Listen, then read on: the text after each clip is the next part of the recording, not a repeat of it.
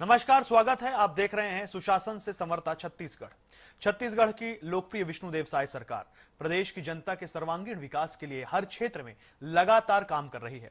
सरकार की हर योजना के पीछे विजन साफ है, जन जन तक जन सुविधाओं और सरकारी योजनाओं का विस्तार। इसी क्रम में हम बात कर रहे हैं छत्तीसगढ़ की औद्योगिक नीति की। दूरदर्शी सोच वाली साय सरकार ने शासन में आने के साथ ही प्रदेश के चौमुखी विकास का खाका तैयार किया है।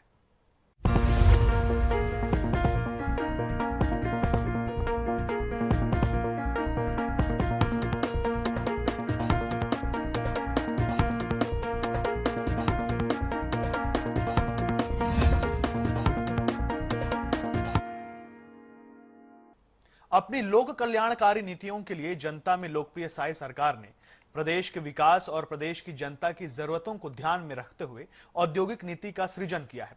विकास के लिए बुनियादी जरूरतों पर ध्यान दिया है। साय सरकार ये बात समझती है कि अगर छत्तीसगढ़ में रहने वाले लोगों को रोजगार मिलेगा, प्रदेश में उद्योग धंधे खुलेंगे, तो इससे विकास को रफ्तार मिलेगी और अर्थव्यवस्था में भी तेजी देखने को मिलेगी। स्थानीय स्तर पर रोजगार का सृजन होगा तो पलायन रुकेगा। इन्हीं सब बातों का ध्यान नई औद्योगिक नीति में रखा गया है। छत्तीसगढ़ एट 2030।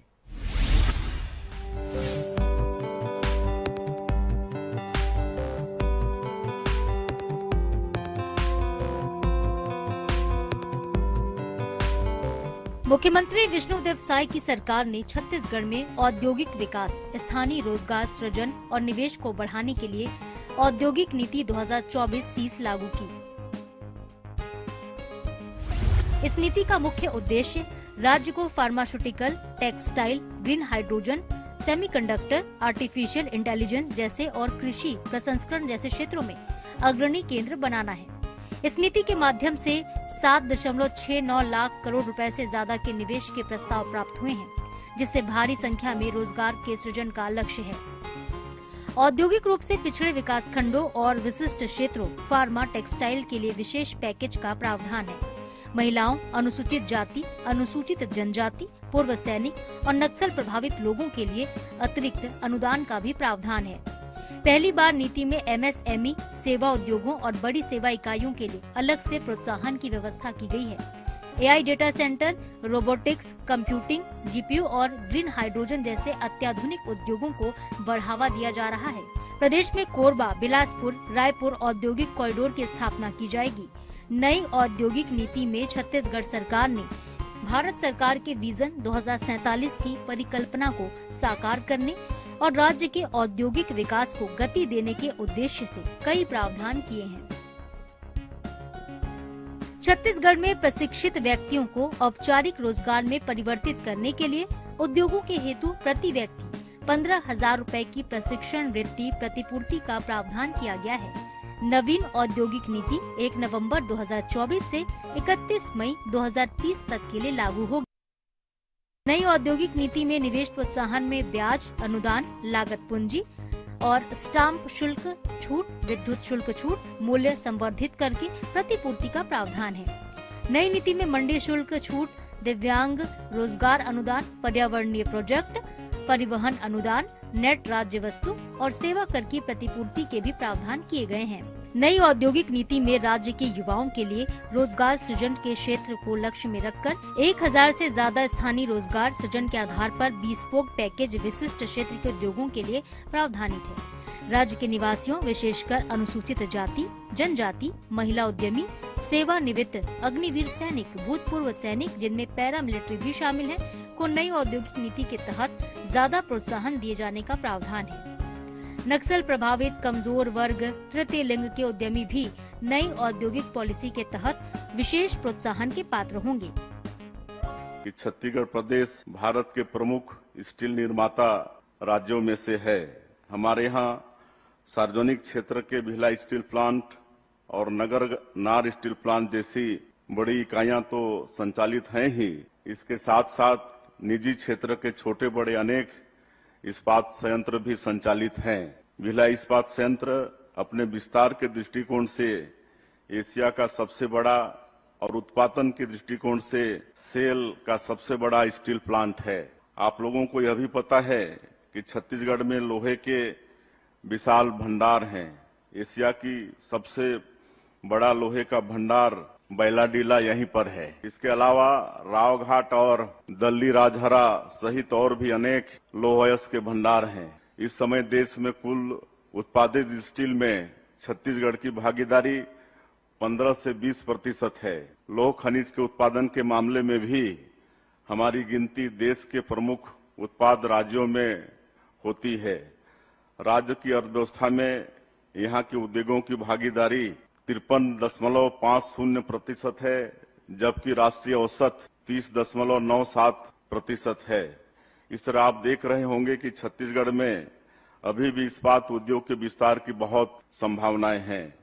इस बारे में हमारी योजनाएं भी हैं। आने वाले समय में हम और भी इस्पात संयंत्र निश्चित रूप से स्थापित करने वाले हैं।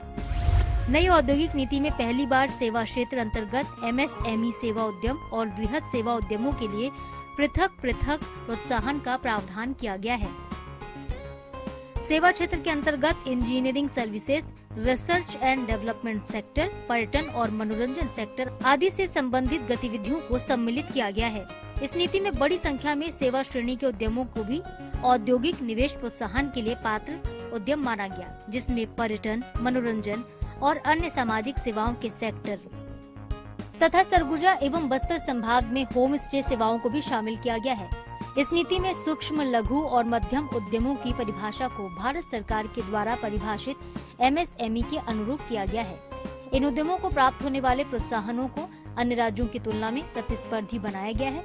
निवेशकों की सुविधा के लिए सूक्ष्म, लघु और मध्यम उद्योगों और बृहद उद्योगों के लिए पृथक औद्योगिक निवेश का प्रोत्साहन का प्रावधान किया गया।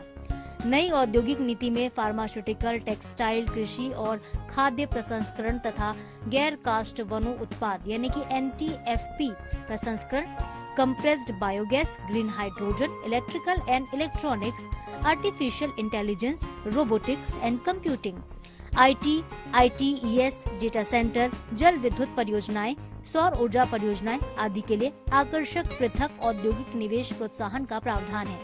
हमारी सरकार की प्राथमिकता सूक्ष्म, लघु और घरेलू उद्योग हैं, क्योंकि इनमें आगे बढ़ने की भरपूर संभावना है। जैसा हम एक छोटा पौधा लगाते हैं, इस उम्मीद के साथ कि ये आगे चलकर विशाल वृक्ष बनेगा, ऐसे ही MSME के साथ भी है और हम लोग पूरी तरह से MSME को बढ़ाने के लिए कृत संकल्पित हैं और छत्तीसगढ़ में उद्योग धंधे आगे और बढ़ें, इसके लिए नई उद्योग नीति वर्ष 2024-2030 लागू किए हैं, जिसके विषय में हमारे उद्योग सचिव बहुत विस्तार से बता चुके हैं और बहुत मेहनत के साथ उद्योग नीति को तैयार भी किए हैं, जिसकी सराहना देश में हो रही है। 2024-2023 नया उद्योग नीति माननीय मुख्यमंत्री जी के प्रेरणा से और जिस तरह से देश के माननीय प्रधानमंत्री जी ने पूरे देश में उद्योग को बढ़ावा देने के काम कर रहे हैं, उस उद्देश्य से हम लोग नया उद्योग नीति बनाए हैं, जिसका अधिसूचना भी जारी हो गया है और यह उद्योग नीति में काफ़ी कुछ समावेश किया गया है ताकि हमारे छत्तीसगढ़ में ज़्यादा से ज़्यादा उद्योग लगे और हमारे छत्तीसगढ़ के नौजवान साथी हैं उनको ज़्यादा से ज़्यादा बेहतर रोजगार उपलब्ध हो। ये सारी समावेश करते हुए उद्योग नीति तैयार किया गया है। जैसे खास करके हमारे जनजाति, अनुसूचित जाति जो हमारे हैं उनके लिए 1 रुपये में ज़मीन देने का भी उसमें प्रावधान किया गया है। उसी तरह से विद्युत में छूट, स्टाम्प ड्यूटी में छूट, रजिस्ट्री में छूट, इस तरह से प्रावधान किया गया है। साथ ही साथ जो सब्सिडी का है, छोटे लघु उद्योग से लेकर मध्यम वर्ग उद्योग, मेगा उद्योग, अलग अलग प्रावधान किया गया है कि उनको सब्सिडी ज़्यादा से ज़्यादा मिले और ज़्यादा से ज़्यादा उद्योग स्थापित हो। आज इस उद्योग नीति के लेकर माने छत्तीसगढ़ के उद्योगपति सहित अन्य प्रदेश के उद्योगपति भी छत्तीसगढ़ के उद्योग नीति से प्रभावित हो रहे हैं और ज़्यादा से ज़्यादा निवेश करने की ऑफर हमसे आ रहे हैं। परसों 1 तारीख को भी हमारा एक है जिसमें अरबों रुपये का निवेश करने का हम लोगों के साथ में उनको ऑफर दिया गया है, उनके द्वारा सहमति दी गई है। इस नीति के माध्यम से युवाओं को अपना खुद का व्यवसाय शुरू करने पर उन्हें आत्मनिर्भर बनाने के लिए उद्यम क्रांति योजना का प्रावधान किया गया है। इस योजना के अंतर्गत राज्य के शिक्षित युवा बेरोजगारों को स्वयं का उद्यम स्थापित करने के लिए अनुदान युक्त ऋण प्रदान किए जाने का प्रावधान है। ट्रस्ट सेक्टर के ऐसे उद्योग जहां राज्य का प्रतिस्पर्धात्मक लाभ है, जहां भविष्य के रोजगार आ रहे हैं, उन क्षेत्रों के लिए अतिरिक्त प्रोत्साहन का भी प्रावधान है।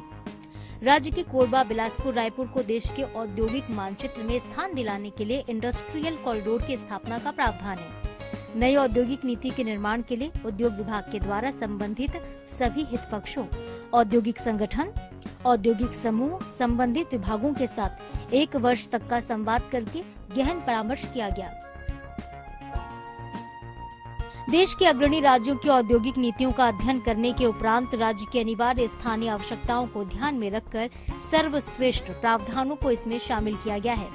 नई नीति के माध्यम से राज्य के सभी क्षेत्रों के समग्र, संतुलित और समावेशी औद्योगिक विकास को ध्यान में रखकर विकास खंडों को 3 समूहों में वर्गीकृत किया गया। प्रथम समूह में 10 विकास खंड विकासशील, द्वितीय समूह में 61 विकास खंड पिछड़े एवं तृतीय समूह में 75 विकास खंड जो औद्योगिक के मामले में अति पिछड़े हैं, उन्हें शामिल किया गया है। Bureau report, INH news. प्रदेश में विकास की राह में आ रही बाधा को साय सरकार ने महसूस किया और इन दिक्कतों को दूर करने के लिए नई औद्योगिक नीति लागू की है, जो 1 नवंबर 2024 से लागू होकर 31 मार्च 2030 तक प्रभावी रहेगी। यह नीति न केवल निवेशकों को आकर्षित करने पर केंद्रित है, बल्कि स्थानीय युवाओं को प्राथमिकता, पर्यावरण संरक्षण सहित उभरते क्षेत्रों में निवेश को भी समाहित करती है।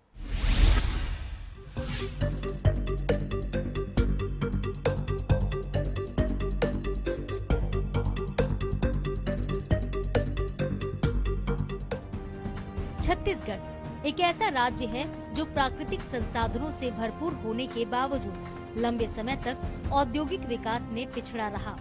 खनिज संपदा, वन संसाधन, कृषि आधार और युवा आबादी जैसे मजबूत कारकों के बावजूद राज्य में निवेश आकर्षण, रोजगार सृजन और संतुलित विकास की कमी रही। इसी कमी को दूर करने के लिए विष्णुदेव साय के नेतृत्व वाली छत्तीसगढ़ की सरकार ने औद्योगिक विकास नीति 2024-30 को लागू किया। ये नीति 1 नवंबर साल 2024 से 31 मार्च 2030 तक प्रभावी है और राज्य को भारत का प्रमुख औद्योगिक केंद्र बनाने की महत्वाकांक्षा रखती है।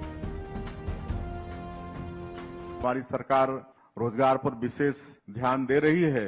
न्यू इंडस्ट्रियल पॉलिसी जो हम लोग लाए हैं, उसमें विशेषकर हमारा सरगुजा और बस्तर संभाग को फोकस किए हैं, जो जनजातीय बाहुल है और जो अगर ST/SC महिला, कोई दिव्यांगजन है, कोई अग्निवीर का रिटायर है तो उनके लिए विशेष रियायत भी दिए हैं।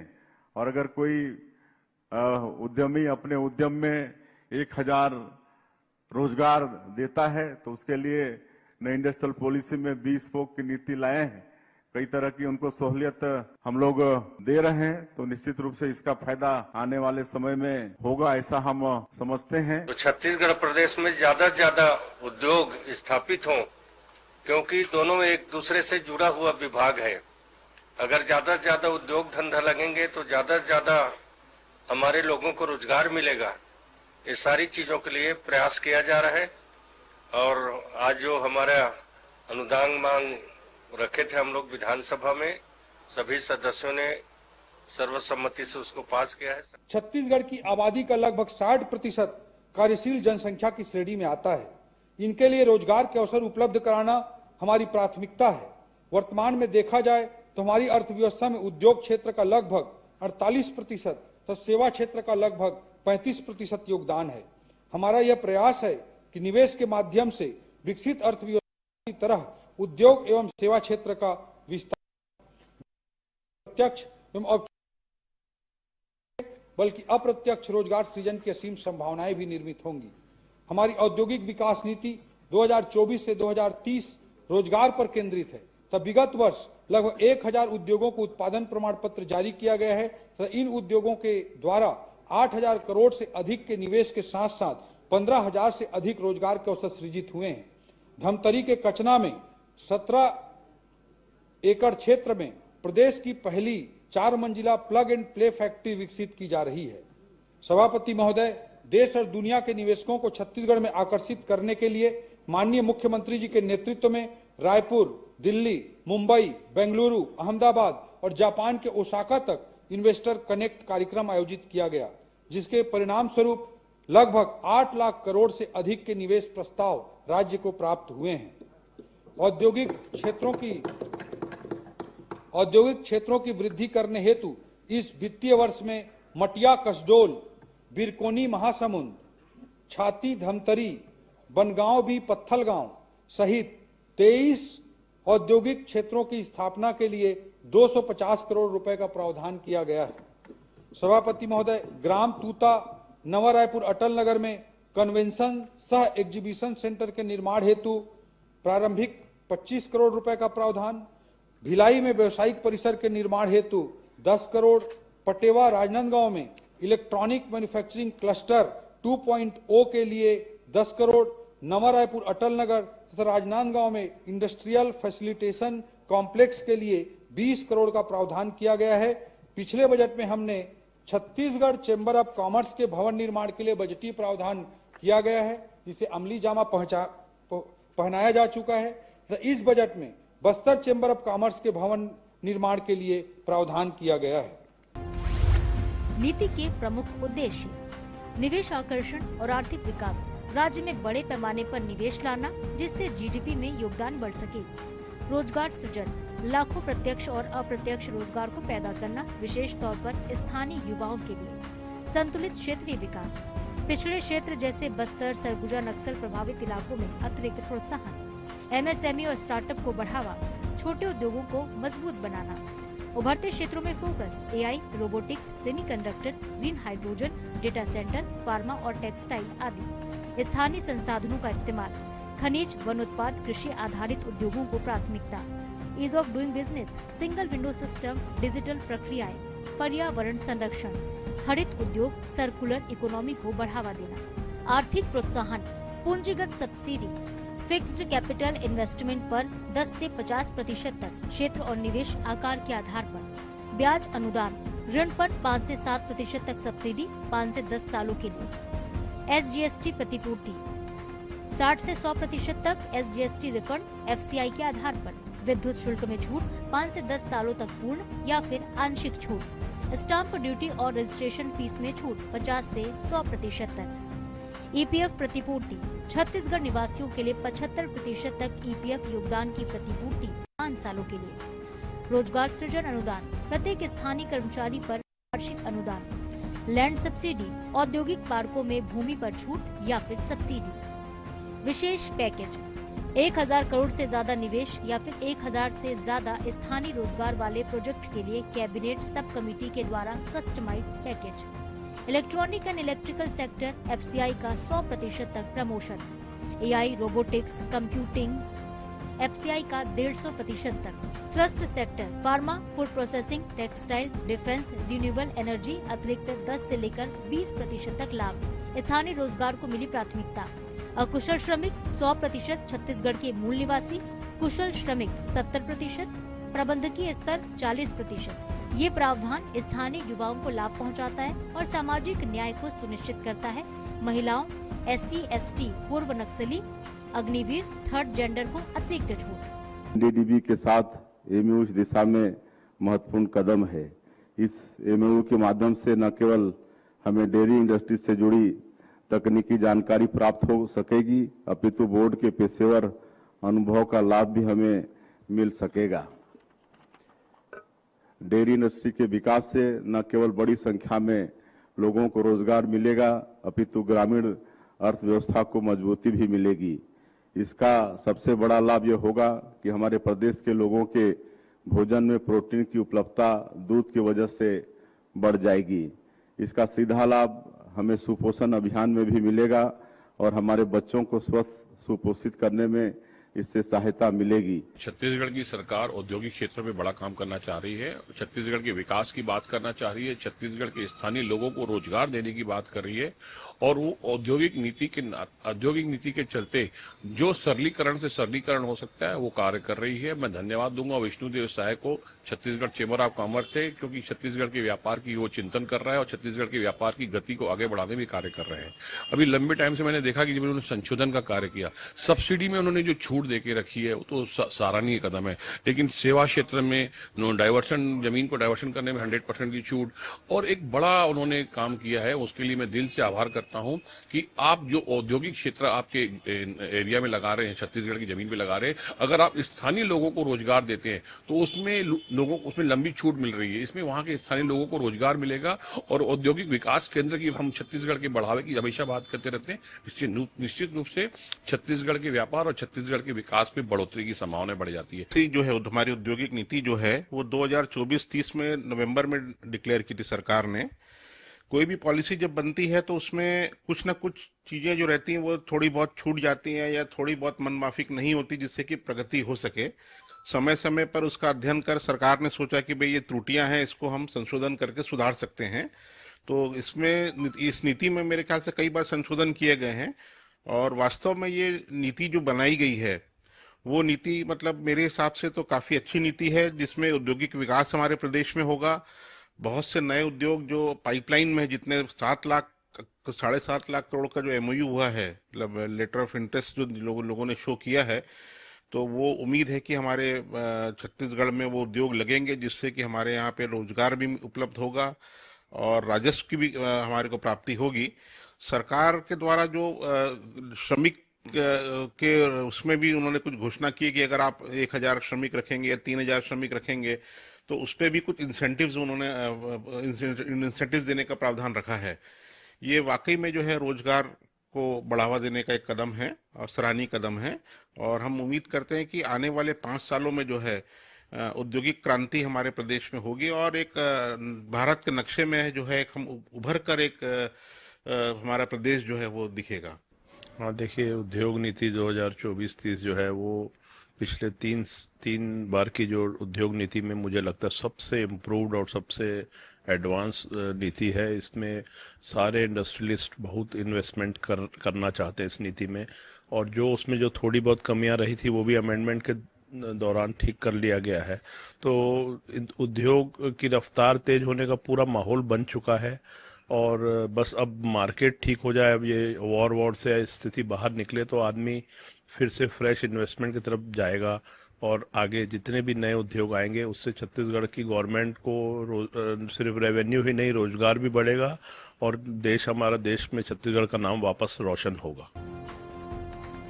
विष्णुदेव साय सरकार की ये पहल न केवल आर्थिक विकास लाएगी बल्कि सामाजिक समावेशन, क्षेत्रीय संतुलन और स्थानीय सशक्तिकरण सुनिश्चित करेगी। इस नीति के जरिए छत्तीसगढ़ को भारत का नया इंडस्ट्रियल हब बनाया जा सकता है। 2030 तक राज्य की अर्थव्यवस्था में क्रांतिकारी बदलाव संभव है, जहां हर एक युवा को रोजगार, हर क्षेत्र को विकास और हर निवेशक को मौका मिले। ये नीति सबका साथ सबका विकास के सिद्धांत का जीवंत उदाहरण है। छत्तीसगढ़ की औद्योगिक विकास नीति 2024-30 के क्रियान्वयन में पिछले कुछ समय में कई सकारात्मक और प्रोत्साहनजनक विकास हुए, जो पहले दिए गए विवरण से आगे की ताज़ा प्रगति को दर्शाते हैं। राज्य अब ग्रीनफील्ड स्मार्ट सिटी के साथ आधुनिक इंफ्रा पर फोकस कर रहा है। पर्यटन क्षेत्र में भी 505 करोड़ के निवेश के प्रस्ताव आए, जो कि अप्रत्यक्ष रोजगार को बढ़ाएंगे। नीति के संशोधन दिसंबर 2025 से MSME इकाइयों को विशेष लाभ हुआ।